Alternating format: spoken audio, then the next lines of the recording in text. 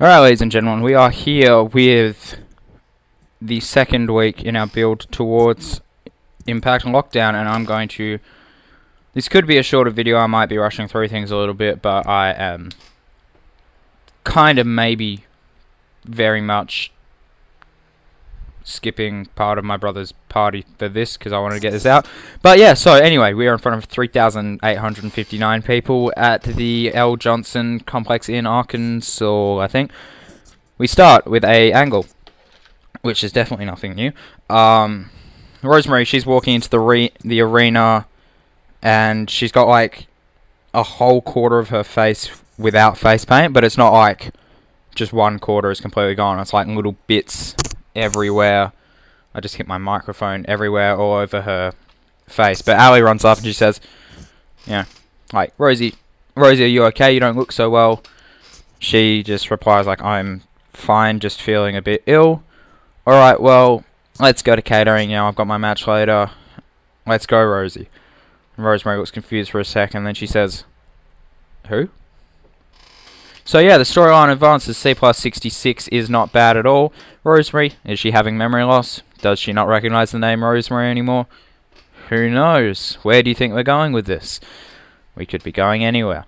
I think some people might already kind of be seeing where we're going with it, but I'm not going to flat out say it just yet. Decent match in our first match of the night. We have Mark Andrews defeating Sami Callihan in 9:41 by pinfall with a top rope moonsault. 54C minus is not bad at all for Sami. It's better for Mark, like Mark's getting over. He has a 57. Callihan with a 45. No worker improvements. Could be better, could be worse. Next segment. Oh, that bombed. That's not good. But JB says, I'm here with Ivelisse Velez from LAX, and Ivelisse, last week you made sure that the Forgotten lost their tag team match. What made you interfere in their match? And she replies, well, this footage that I have was supposed to be swept under the rug, but before Victory Road a week ago, Conley and Xavier attacked my boys again.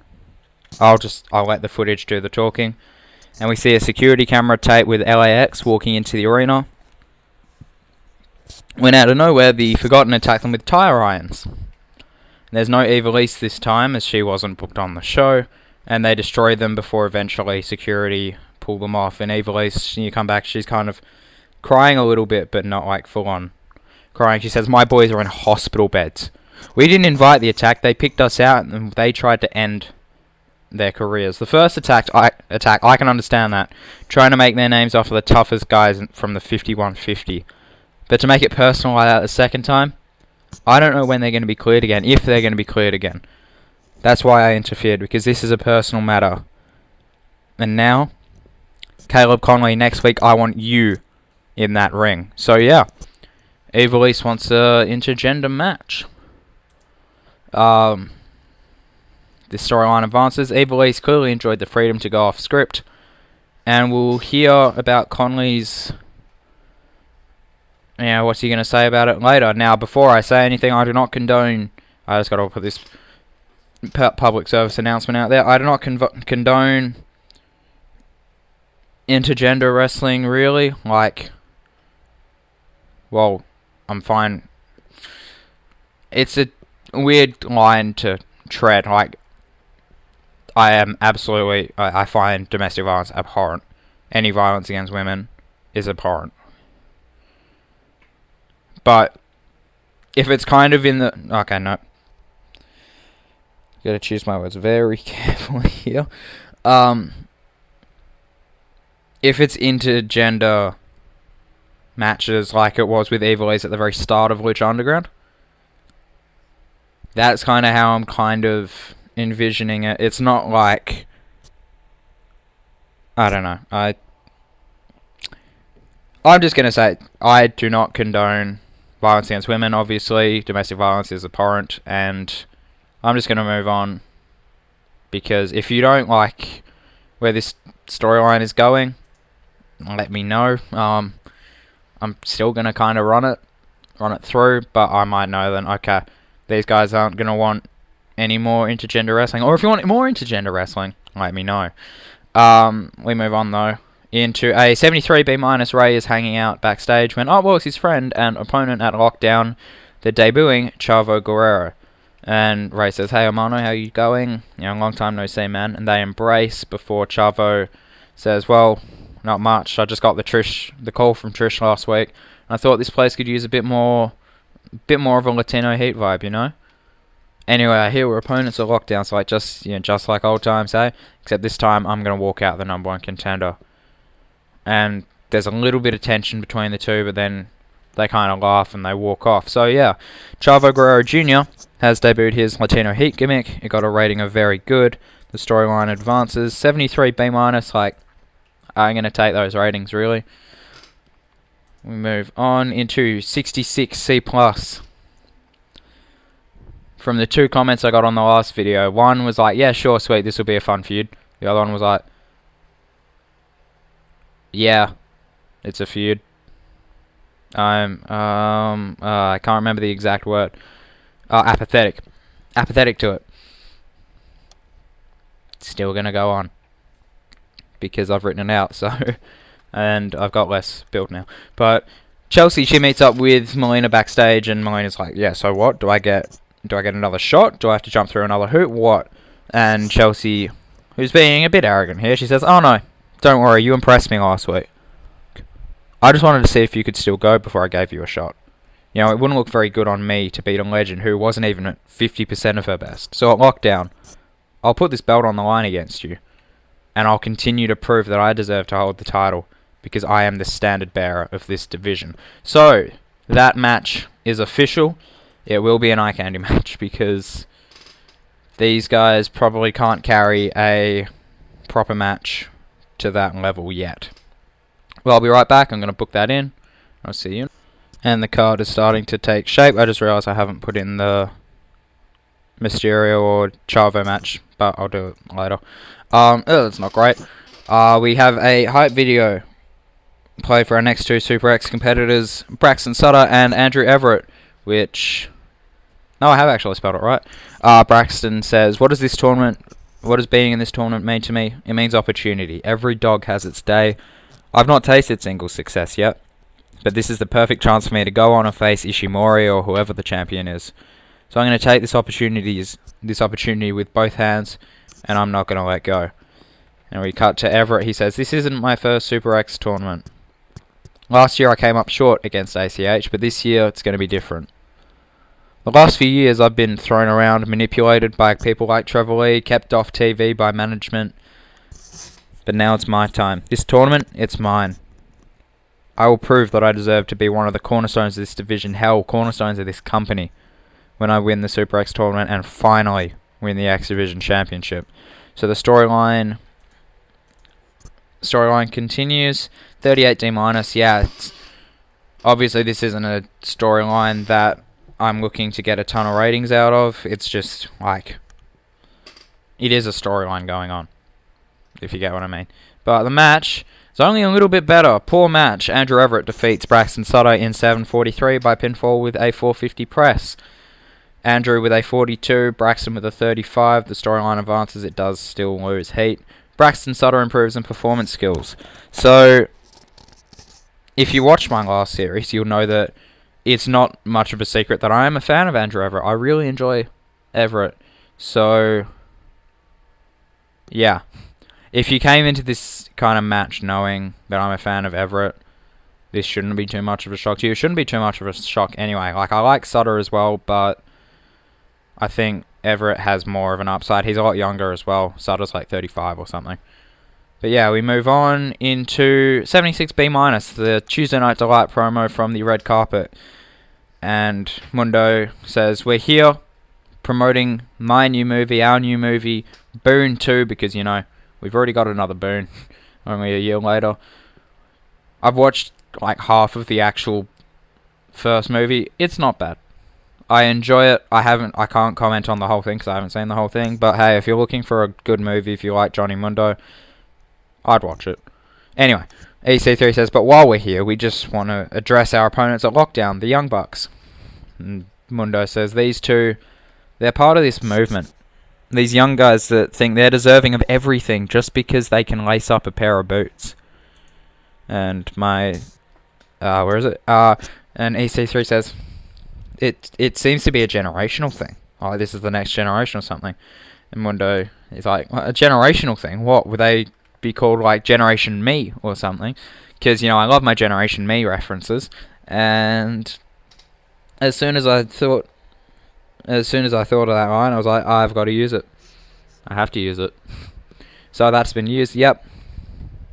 For people that don't know, Generation Me was what the Young Bucks were called in TNA.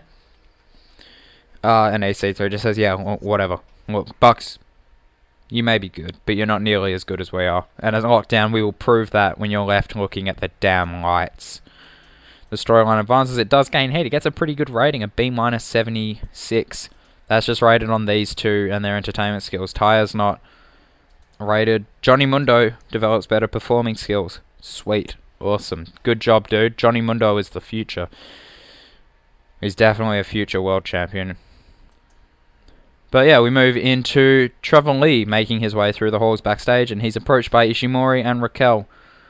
And Trevor says, finally, ready to give me my rematch then? Let's make it official. Raquel laughs, but Ishimori, he hasn't broken his concentration. He's still staring a hole into Lee's head. Raquel says, almost. See, we get it. You're a 3-time champion. You think you're the top dog in this division, but you're not. At least, not right now. See, Ishimori has beaten you twice. You want another shot? Tonight you face Caleb Conley and Petey Williams, the former the former number 1 contenders for my title, for my client's title. If you beat both of them, then you'll get a shot at Lockdown.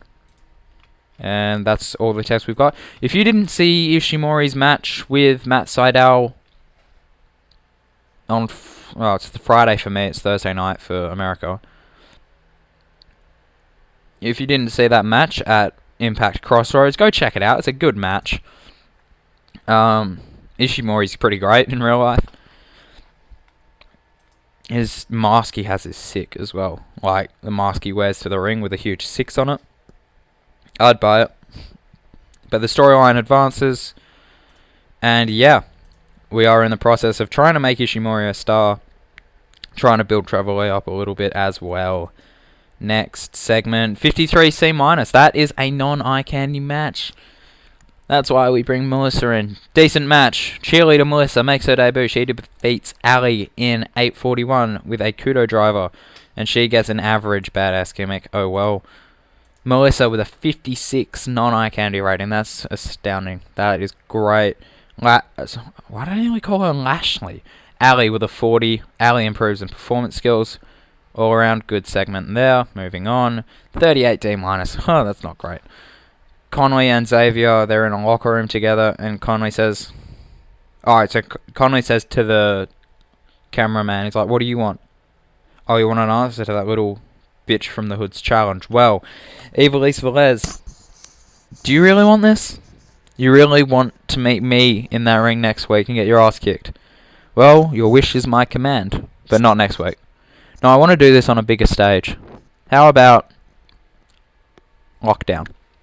Conley versus Velez. Conley versus Ivelisse, I've written there for some reason. Maybe I thought Ivelisse was her last name for like 5 seconds. I don't know.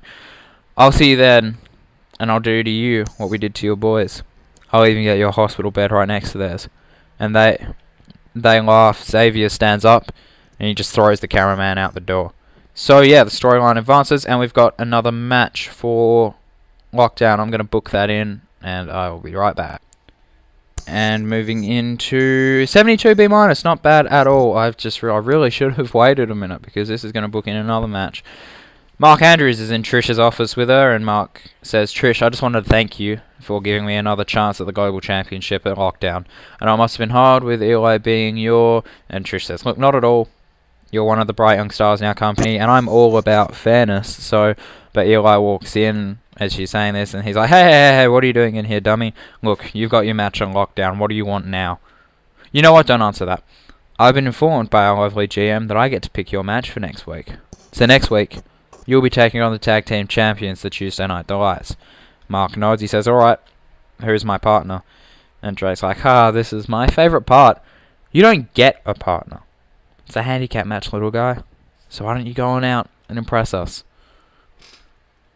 And then Drake and Trish laugh and leave as Andrews, he looks a bit worried. He's like, ah, crap. That's not good. Storyline advances, it does gain heat. I'll book that in later because I just booked something in. So, next segment. My mouse is being a bit of a bastard. Trevor Lee, he defeats Petey Williams and Caleb Conley in 11:29 when Trevor Lee defeats Petey Williams by submission. He carries and Petey carries a match with a 47, Trevor with a 34, Conley with a 37. Trevor Lee improves in rumble skills though. Good job, Trev. Next segment is our punishment match so far. Well, a good rating, but like it was Adonis's punishment. Decent match. Matt Riddle defeats Chris Adonis in 9:42 by submission with a guillotine choke. Riddle was off his game, but these two have great chemistry. Riddle with a 64, Adonis with a 44. No worker improvements. C62 is pretty good though. We move on into a 74 B-. And Riddle, he taps out Adonis here tonight, and Adonis starts making his way to the back. He gets through the curtain, and he's obviously pretty sad for himself. He's like, oh crap, I lost to Riddle. Damn it. But Trish walks up to him, and she says, Chris, good job out there. But I'm not ready to forgive you just yet. Next week, you'll face the Stone Pitbull, Tomohiro Ishii. Impress me. So Trish walks off as Adonis looks terrified. The anything you can do, I can do better storyline has advanced and gained heat with that 74 B-. Alright, I'll go book those two matches in now. Be right. And moving into our hype package for our main event. Another video package for our next Super X tournament match, Will Ospreay vs Johnny Mundo. We see highlights from both men's career as we get these like kind of voiceovers and split into the kind of sit down interviews, and Ospreay says the Super X tournament is my way of fulfilling my promise. A few weeks ago I guaranteed that I'd be X Division champion by the end of the year, and if I win this tournament I will get my shot. But first I've got to beat Johnny Mundo, one of the best in the world. And we cut to Mundo, he's like, Will Ospreay? Who? Look, whoever he is, he doesn't compare to the Johnny Mundo. This tournament, it's just an excuse to add another accomplishment to my record. I will clean house, win all 4 matches, and then become a dual champion, tag team and X Division. Then, hell, Eli Drake, buddy, I might just come for you. So the storyline advances, 72 B-. Sweet. Good ratings for the show. In the match, 79B, I will not complain about that at all. Superb wrestling, great heat. Will Ospreay defeats Johnny Mundo in 15-14 with a 630 splash. Definite lack of psychology. Oh well, that's on Ospreay, because Mundo's got pretty great psychology. Ospreay with a 70 though. He's pretty much a main eventer. Mundo with an 80. Proving 2 weeks in a row that, yeah, he's probably our #1 guy in terms of in-ring work, if not Mysterio. No worker improvements, the storyline advances. Johnny Mundo has been eliminated. Will Ospreay moves on. Next segment, 67C+. Not too bad, but Ospreay advances here tonight and he celebrates with the fans, leaving Mundo in the ring. He flips out, hitting the ropes and yelling at himself like he's pissed. He's so caught up in his tantrum that he doesn't see the Young Bucks slide into the ring. He turns around and is left looking up at the lights as he's hit with stereo super kicks, and the Young Bucks pose over his body as Taya screams at them from ringside to close the show. 67C+. Pretty good end to the show. We get a 74 B- and the show increases our popularity in 43 regions as it should. So yeah, we've got 2 B- shows in a row, I think. We are definitely finding a kind of hot spot, a bit of a sweet spot. Let's keep rolling. Hopefully next week will be a B- as well, but who knows. So yeah, so what do you think of the show? Did you enjoy it? Did you... Yeah, the things you didn't enjoy, things you enjoyed more than others. Did you like the Generation Me reference? Because I personally loved it. Any signing ideas? Everything that I say in every video. Don't forget to like, comment, and subscribe. You can follow me on Twitter at CharlieMac. That's MAC 4567. And I will see you guys next week with our probable main event being Mark Andrews versus the Tuesday Night Delights. See ya.